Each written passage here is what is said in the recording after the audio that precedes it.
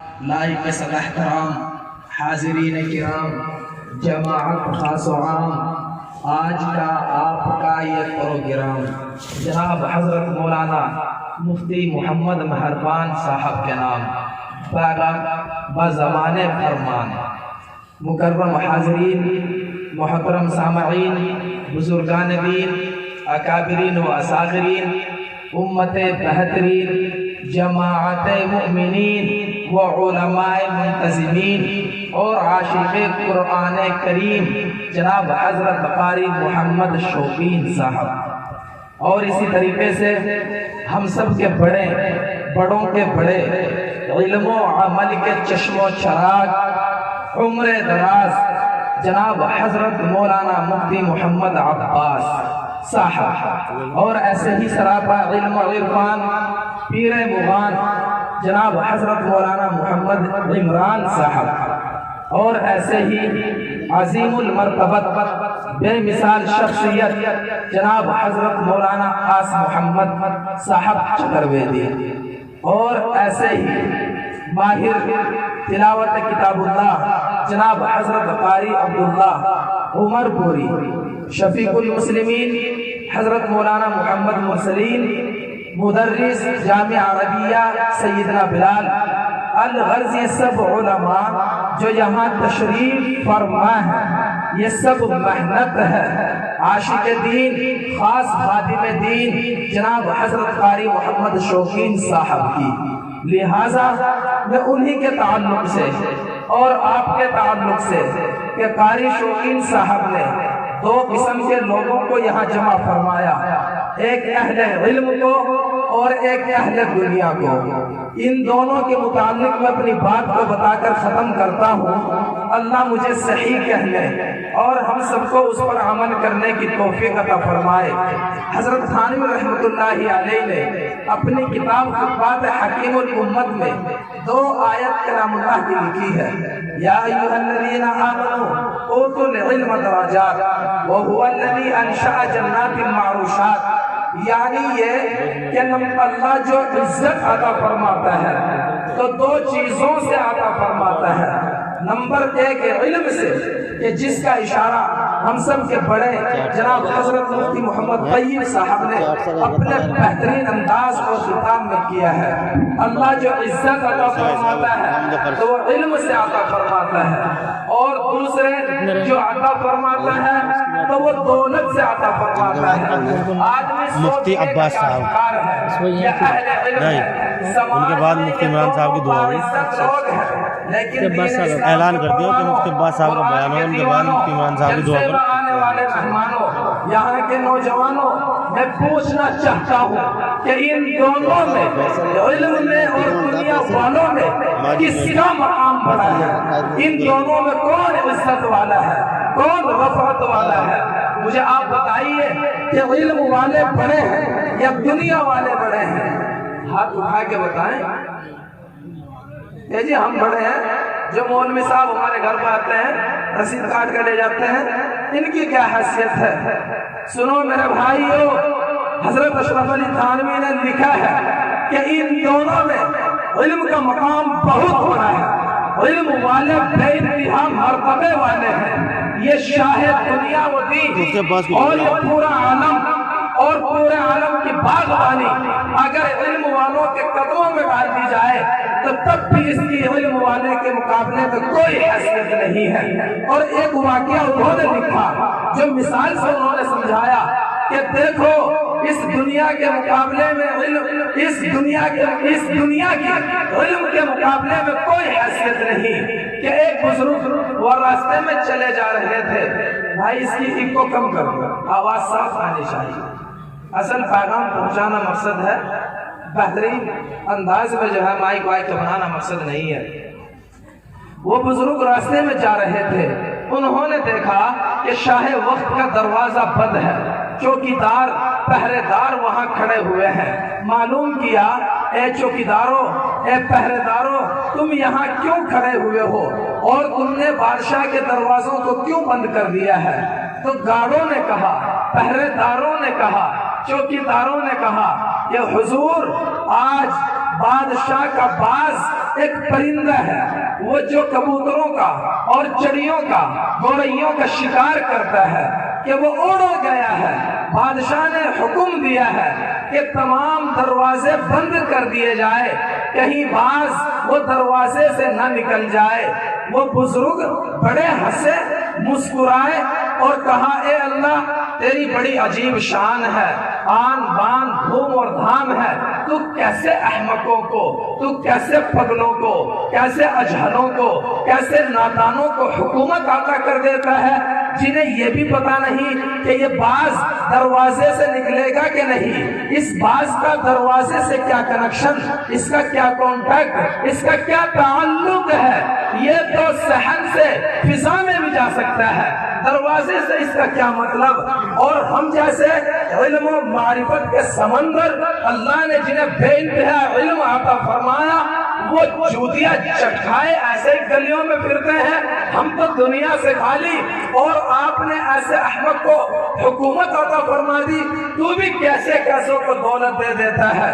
جیسے انہوں نے یہ الفاظ کہے، میرے نوجوانوں، اللہ نے ان کے دل پر الہام فرمایا، کہا اے ہمارے محبوب بندے کیا تبدیل چاہتا ہے۔ تبدیل کے معنی یہ ہے کہ اے ہمارے بندے کیا ساری کی ساری علم و معرفت جو ہم نے تمہیں دی ہے، یہ ایمان عطا کیا ہے اور جس کے ذریعے تو نے اپنے رب کو پہچانا ہے، آسمان اور زمین کے پیدا کرنے والے کو پہچانا ہے، یہ سارا کا سارا علم و معرفت کا سمندر سب کچھ اس بے وقوف بادشاہ کو دے دیا جائے اور اس کی حکومت مع اس کی حماقت کے آپ کو عطا کر دی جائے، کیا آپ اس پر راضی ہو جائیں گے؟ فوراً وہ بزرگ سجدے میں گر گئے، کہا کہ اے اللہ اگر ساری دنیا کی حکومت بھی مجھے دے دی جائے اور میرا ایمان مجھ سے چھین کر مجھ سے لے کر اسے دے دیا جائے تو میں تب بھی راضی نہیں ہوں گا۔ آپ بتائیں، آپ اپنا ایمان بیچنے پر یا دینے پر راضی ہوں گے دنیا کے بدلے؟ نہیں ہوں گے۔ کہا کہ میں کبھی راضی نہیں ہوں گا، تو معلوم ہوا اس علم کے مقابلے میں دنیا کی کوئی حیثیت نہیں ہے۔ اس لیے میرے بھائیوں، اپنے بچوں کو پڑھاؤ، انہیں علم سکھاؤ، اگر یہ پڑھیں گے، علم سیکھیں گے، یہ زمانے کے آئی پی ایس بھی بن سکتے ہیں، یہ آئی پی ایس افسر بھی بن سکتے ہیں، یہ آئی ایس بھی بن سکتے ہیں، یہ گورنر بھی بن سکتے ہیں، یہ کرنل بھی بن سکتے ہیں، یہ جنرل بھی بن سکتے ہیں، یہ بہترین قاضی، محدث اور مفسر اور مقرر بھی بن سکتے ہیں، یہ زمانے کے بہترین گائیڈ اور رہنما بھی بن سکتے ہیں۔ اور یہی نہیں بلکہ علم ہوگا تو یہ دولت مند بھی بن سکتے ہیں، یہ کروڑ پتی بھی بن سکتے ہیں۔ ایک دولت والا نادانی کی وجہ سے روڑ پتی بن سکتا ہے، فقیر ہو سکتا ہے، کہیں مقدمے میں پھنس گیا، 100 بیگھے زمین چلی گئی، شراب کا عادی ہو گیا، بیوی بھی چلی گئی، بچے خراب ہو گئے، گھر بھی تباہ و برباد ہو گیا۔ لیکن یہ علم والا اپنے علم کی بنیاد پر زمانے پر تو ناز کرے گا ہی، لیکن کروڑ پتی سے بھی کم نہیں ہوگا۔ ایک واقعہ لکھا ہے تھانوی نے کہ دیکھو یہ علم کی بنیاد پر یہ علم والے منٹوں اور سیکنڈوں میں کروڑ پتی کیسے بنتے ہیں۔ کہ ایک نوجوان وہ دہلی میں ایک شاعر کے پاس آیا، کہا کہ حضرت میرا دل چاہتا ہے کہ کچھ اشعار مجھے سکھا دو، میں شاعر بن جاؤں، آپ کی طرح میں بھی نعت نبی گنگناتا جاؤں، امت کو پیغام نبی سناتا جاؤں۔ شاعر نے اس کا استقبال کیا، کہا اچھا ہوا کہ آپ آ گئے، ورنہ میں اسی علم کو لے کر دفن ہو جاتا اور قبرستان میں چلا جاتا، میرے ساتھ ساتھ یہ علم بھی ختم ہو جاتا۔ میرے بزرگوں، اس شاعر نے کہا کہ آپ کا آنا مبارک، آپ کی کمین کا شکریہ۔ اے میرے بیٹے، کاغذ کو لے لے، قلم کو اٹھا لے اور جو میں کہوں اسے لکھنا شروع کر دے۔ کیوں؟ اس لیے کہ انسان کو انسان بنایا تھا قلم نے، تہذیب کا ملبوس پہنایا تھا قلم نے، پھر دوست جو اجڑا بسایا تھا قلم نے۔ یہ قلم ایک ایسی چیز ہے جو ماضی کی تاریخ کو، پوری ہسٹری کو، یہ آنے والے وقت میں آدمی قوم کے لیے چھوڑ کر چلا جاتا ہے، پوری تاریخ لکھ کر چلا جاتا ہے۔ تو الغرض اس نوجوان نے قلم کو لیا، شاعر نے شعر کہنا شروع کیا، کہا کہ میرے بیٹے تو نے ایک شعر لکھ لیا کہ جی ہاں کہ سن اس ایک شعر کی قیمت 1,00,000 روپے ہے. کتنے جی؟ اب تو مزہ آ رہا نا، پیسوں کی بات چل رہی. 1,00,000 روپے ہے پہلوان صاحب، 1,00,000. کہا کہ دوسرا شاعر لکھ. اب دوسرا شاعر لکھا، کہا کہ لخت جگر اس کی قیمت 50,000 روپے ہے. اب یہ نوجوان خوش ہو گیا، 1,50,000 کا تو مالک بن گیا. لاٹری تجھے لگ گئی، علم بھی آ گیا اور مال بھی آ گیا. کہا کہ میرے بیٹے تیسرا شعر لکھ. تیسرا لکھا، کہا اس کی قیمت 25,000. اب میں جو یہ بات دیگرے لکھواتا رہوں، ان کی قیمتیں میڈیم سائز ہے، کوئی 1,000، کوئی 500، کوئی 2,000، کوئی 5,000. اب اس میں وہ اشعار لکھے. کہا کہ حضرت میرا دل چاہتا ہے کہ میں اپنی اماں کا دیدار کرنے کے لیے چلا جاؤں. شاعر صاحب نے کہا آپ کو اجازت ہو، آپ چلے جائیں. وہ شاعر جب گھر میں گیا تو اس کی ٹوپی پرانی تھی، اس کے کپڑے پھٹے ہوئے تھے، اس کے چپل ٹوٹے ہوئے تھے. ماں کی آنکھوں میں آنسو آ گئی. کہا کہ تیرا ناس ہو، اگر تو کماتا مجھے بھی کھلاتا. تو نے کمایا نہیں، مجھے بھی کھلایا نہیں. خود بھی بھوکا، میں بھی بھوکی، خود بھی ننگا، اور مجھے بھی آپ نے پیسوں سے بالکل دور کر دیا. ایسے کیسے کام چلے گا؟ اس عمر میں بھی تیرے بدن پر کوئی اچھا کپڑا نہ ہو، گھر میں کوئی پیسہ اور روپیہ نہ ہو. کہیں کمانے کے لیے جاتا، کچھ تو لے کر آ جاتا، ہم کام تو بنا لیتے. کہا اماں جان نا ایسا نہ کہہ، میں تو لاکھوں کا مالک ہوں. میرے استاد نے بتایا کہ میں کروڑوں کا مالک ہوں. اگر یقین نہیں تو آپ حکم کیجئے، میں آپ کا حکم پورا کرنے کے لیے تیار ہوں. آپ کو کس کی ضرورت ہے آپ بتائیے، میں آپ کو دینے کے لیے تیار ہوں. ماں نے کہا کہ بیٹا تیرا چہرہ نہیں بتاتا، تیرا حلیہ نہیں بتاتا، لیکن جب تو کہتا ہے میں کروڑوں کا مالک ہوں تو جا بازار منڈی میں چلا جا، 1 کلو آلو لے آ. دونوں بنائیں گے، کھائیں گے، رات گزاریں گے.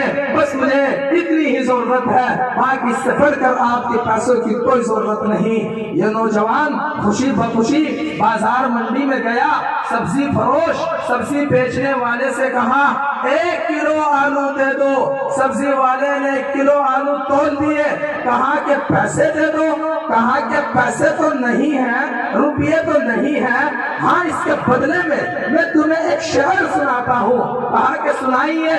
اب شاعر نے، نوجوان نے جو شعر سنایا تو وہ سبزی بیچنے والا کہنے لگا ایک شاعر نہیں، پوری غزل یا پورا قصیدہ بھی سنا دے گا، پوری کتاب بھی پڑھ دے گا، تب بھی 1 آلو نہیں دوں گا. 1 کلو تو دور کی بات ہے، کیونکہ مجھے ان شعروں کی کوئی ضرورت نہیں. کہا بھائی ایک شعر 1,00,000 کا، تو بھی مالدار ہو جائے گا. کہا مجھے مالدار بننے کی ضرورت نہیں، یہاں تو منڈی پیسوں کی ہے، سامان کی ہے. پیسہ دو، سامان لو، ان شعروں کی میرے نزدیک کوئی حیثیت نہیں ہے. یہ نوجوان مایوس ہوا. میرے استاذ نے کہا تھا ایک شعر کی قیمت 1,00,000 اور اس کی تو قیمت 1 آلو بھی نہیں ہے. میرے استاذ نے میرے ساتھ دھوکہ کیا، میری جوانی کے ساتھ غداری کی ہے. لہذا مایوسی کے عالم میں اپنے استاذ کے پاس پہنچا. کہا کہ حضرت 1 آلو بھی نہیں دیا. ایک شاعر کے بدلے میں تم کہتے تھے ایک شاعر کی قیمت 1,00,000، تم نے مجھے دھوکہ دیا. لہذا دھوکے والا انسان اچھا نہیں ہے. کہا کہ میرے نختے جگر تم کہاں گئے تھے؟ کہا بازار منڈی میں. کہا وہاں ان کی کوئی قیمت نہیں ہے، جیسے ان پڑھوں میں پڑھو لکھوں کی کوئی قدر نہیں. ایک امام صاحب مسجد کا امام ہے، مقتدی جنہیں سبحان ربی العظیم بھی کہنا نہیں آتا، سبحان ربی الاعلیٰ بھی پڑھنا نہیں آتا، تشہد کو تشہد بولتے ہیں، التحیات کو التحیات بولتے ہیں، الحمد کو الحمد بولتے ہیں، قل هو اللہ احد کو قل هو اللہ احد بولتے ہیں. رکوع ٹھیک نہیں، سجدہ ٹھیک نہیں، تکبیر ٹھیک نہیں، اور تحریم ٹھیک نہیں، اور باقی ان کی دیگر ترتیب ٹھیک نہیں. اگر امام لیٹ ہو جائے بھائی امام تو بڑا خراب ہے، نماز میں بھی لیٹ ہونے لگ گیا، بھائی بہت ادھر ادھر پھرنے لگ گیا. تو وہ فوراً ڈانٹنا یا اس کے خلاف بغاوت کرنا شروع کر دیتا ہے. کیوں؟ اس لیے کہ اس کے دل میں، اس ان پڑھ کے دل میں اس پڑھے لکھے کی کوئی قدر نہیں، جیسے اس شاعر کی بازار منڈی میں کوئی قدر نہیں تھی. تو ایسے ہی کہا کہ تو غلط جگہ پہنچ گیا، وہاں تیری قدر نہیں. سن، میں تجھے قصیدہ لکھ کر دیتا ہوں. شاہ وقت کے یہاں جاؤ اور کہنا میں تمہاری شان میں، تمہاری محبت میں، تمہارے عشق میں ڈوب کر لکھ کر لایا ہوں، اگر اجازت ہو تو سنا دوں. کہا کہ بہت اچھا. شاعر صاحب نے قصیدہ لکھا، اپنے شاگرد کو دیا. شاگرد شاہ وقت کے یہاں پہنچا، دیکھا کہ بڑے بڑے وزراء کی اور شعراء کی جماعت موجود تھی. بادشاہ نے جب تھوڑی سی عمر کے نوجوان کو دیکھا تو کہا بھائی تم کون ہو، کیوں آئے ہو؟ کہا کہ حضور میں آداب عرض ہو، میں آپ کی محبت اور آپ کے عشق اور آپ کے درد اور آپ کی شان میں ڈوب کر کچھ لکھ کر لایا ہوں، میں چاہتا ہوں کہ میں تمہیں سناؤں. بادشاہ نے کہا کہ کھڑے ہو جاؤ، شعراء کا نمبر بعد میں ہے، پہلے تیرا نمبر ہے. اس کی ٹوپی پرانی، کپڑے وہی پھٹے ہوئے. اس نے جو قصیدہ پڑھا، جو غزل پڑھی، بادشاہ اپنی جگہ سے کھڑا ہو گیا اور جھوم گیا، مچل گیا. کہا کہ خدا کی قسم اتنا بہترین شاعر میری نظر سے اس عمر میں نہیں گزرا کہ تھوڑی سی عمر کا بچہ اور پورے علوم کو شاعروں کی شکل میں پیوست کر رکھا ہے، علوموں کے سمندر کو پورا کا پورا شاعر میں ڈھال رکھا ہے. اتنا پڑھا لکھا بچہ اور ایسے ٹوٹے پھوٹے چپل، ایسے پھٹے پرانے کپڑے. وزراء سے کہا کہ ایک شعر کے بدلے 1,00,000 درہم عطا کر دو، کیونکہ ہمارا دل باغ باغ ہو گیا. کیا کہا تھا استاذ نے میرے بزرگوں؟ جی کیا کہا تھا؟ ایک شعر کتنے کا ہے؟ ایک ہو گیا 1,00,000 کا. ایک شعر 1,00,000 کا. اگر یہ پڑھے لکھے ہوں گے تو یہ سیکنڈوں میں کروڑوں کے مالک بن جائیں گے، اور اگر نہیں ہوں گے تو دنیا کے غلام بن جائیں گے. اسی طریقے سے اگر علم ہوگا، جہاں دنیا کی دولت ان کے پاس ہوگی، یہ دنیا کے رہبر بھی بن سکتے ہیں. جیسا کہ مختصر سا واقعہ باجید بستانی رحمۃ اللہ علیہ کا لکھا ہے کہ ایک مرتبہ وہ جا رہے تھے، عیسائیوں کی مجلس میں بیٹھ گئے. عیسائیوں کا پادری جو تقریر کر رہا تھا بس وہ خاموش ہو گیا. کسی نے کہا کہ خاموش کیوں ہو گئے؟ کہا کہ شاید کوئی محمدی آ گیا جس کی وجہ سے میری زبان پر کوئی کلمہ جاری نہیں ہوتا. تو نوجوانوں نے کہا کہ ہمارے جلسے کا قانون ہے، رول ہے اور دستور ہے، بغیر پرمیشن کے اگر کوئی پرویش کرے گا یا آئے گا تو اسے قتل کر دیا جائے گا. لہذا تلاشی شروع ہوئی. باجید کھڑے ہوئے، کہا کہ تمہیں تلاش کی ضرورت نہیں، میں باجید ہوں، میں محمدی ہوں. تو لوگوں نے قتل کرنا چاہا. عیسائی عالم نے کہا کہ نہیں، میں اس سے سوال کروں گا، اگر اس نے جواب دیا اسے چھوڑ دیا جائے گا، اگر جواب نہ دیا تو جہالت کے درجے میں رکھ کر اسے قتل کر دیا جائے گا، کیونکہ جاہل کو اللہ کی زمین پر رہنے کا کوئی حق نہیں ہے.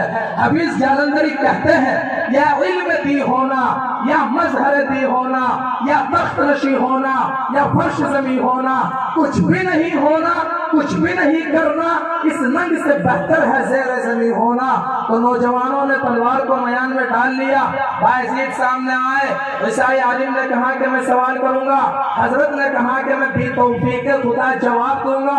میں بھی آخر میں ایک سوال کروں گا. وقت مختصر ہے. الغرض عیسائی نے سوال کیا، یہ بتا کہ باجید کہ وہ ایک ہے، دنیا میں کوئی دوسرا نہیں. فرمایا کہ وہ ایک اللہ ہے، دنیا میں کوئی دوسرا اللہ نہیں ہے. کہا کہ وہ دو ہے، تیسری چیز اللہ نے پیدا نہیں کی اس کے جیسی. کہا وہ زمین آسمان ہے. کہا کہ تین ہے، چوتھی نہیں. فرمایا کہ وہ لوح، عرش اور کرسی ہے. تو اس عیسائی عالم نے سوال کیا، یہ بتاؤ کہ وہ چار ہے، پانچویں چیز دنیا میں آئی نہیں. کہا کہ وہ 4 کتابیں ہیں جو اللہ کی طرف سے آئی ہے، عیسیٰ علیہ السلام پر انجیل، داؤد علیہ السلام پر زبور، موسیٰ علیہ السلام پر توریت، اور یہ کلام مقدس جناب محمد رسول اللہ صلی اللہ علیہ وسلم پر۔ کہا کہ وہ 5 ہے، چھٹی چیز اللہ نے اتاری نہیں۔ کہا کہ وہ 5 نمازیں ہیں، کہا کہ 6 ہے، 7 نہیں۔ حضرت باعزیر نے فرمایا، اللہ نے فرمایا خلق السبع وما خلقنا السماوات والارض وما بینہما فی 6 ایام، کہ اللہ نے 6 دنوں میں آسمان اور زمین کو پیدا کیا، 7ویں دن نہیں۔ کہا کہ وہ 7 ہے، 8 نہیں۔ باعزیر بستانی رحمۃ اللہ علیہ نے کہا کہ اللہ نے اپنے کلام میں اس تیرے سوال کا جواب دیا، خلق السبع سماوات طباقا، کہ 7 آسمانے ہیں جو تہبتے ہیں۔ کہا کہ وہ 8 ہے، 9 نہیں۔ حضرت باعزیر بستانی رحمۃ اللہ علیہ نے اس کا بھی جواب دیا۔